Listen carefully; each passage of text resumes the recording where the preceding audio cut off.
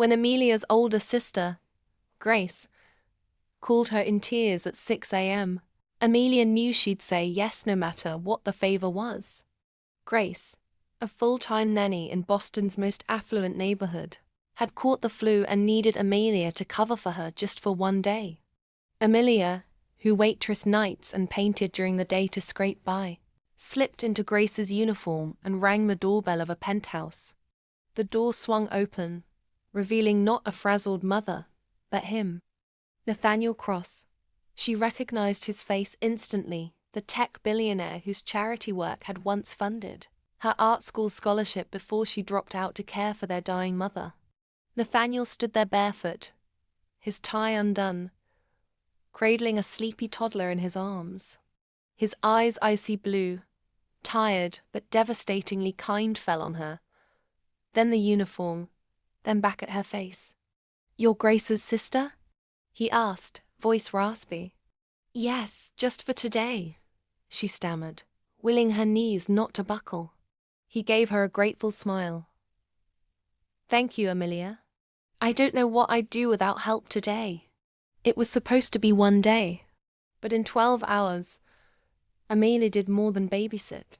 She found missing toys under the grand piano, painted rainbows with little Sophie, and somehow made Nathaniel laugh again. It turned out he hadn't laughed in 2 years. Not since Sophie's mother died in a car crash caused by paparazzi chasing him. When Amelia sang Sophie to sleep that night, Nathaniel stood by the door, mesmerized. He whispered, "I haven't heard her giggle like this in so long. How do you do it?" She shrugged. "Maybe you just needed someone ordinary." That one day turned into weeks.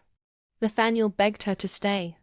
At first, she refused. Her life was too messy, too broke, too small for a man like him. That Sophie's innocent love and Nathaniel's gentle persistence melted every wall around her heart. Late one night, when Amelia was leaving after reading Sophie her bedtime story, Nathaniel grabbed her wrist. His hand trembled. "I know you didn't sign up for this, Amelia, but I need you. Not just as Sophie's nanny. I need you." Tears spilled down her cheeks before she could stop them. "I'm not your world, Nathaniel. I'm no billionaire's wife. I can barely afford bus fare home." She sobbed. He cupped her face. "You gave me back my daughter's smile. You gave me hope. Please, don't make me imagine a world where you're not mine."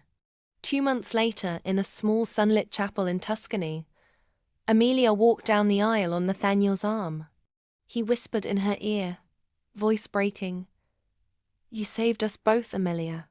Today, I get to save you back forever." Her sister Grace watched from the front pew, dabbing her eyes, whispering to anyone who'd listen, she only came for one day. But one day was enough to change everything. If this story tugged at your heart, imagine what else awaits you on my channel. Subscribe now for more shocking, emotional stories that remind you love can find you anywhere.